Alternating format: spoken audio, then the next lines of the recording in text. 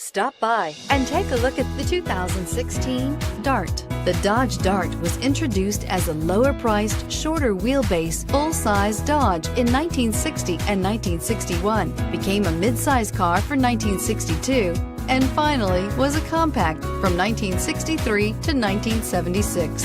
Chrysler had previously applied the Dart name to a Ghia-built show car in 1956 and is priced below $20,000. This vehicle has less than 20,000 miles. Here are some of this vehicle's great options: traction control, dual airbags, air conditioning, leather-wrapped steering wheel, power steering, four-wheel disc brakes, universal garage door opener, heated front seats, fog lights, heated steering wheel. This vehicle offers reliability and good looks at a great price. So come in and take a test drive today.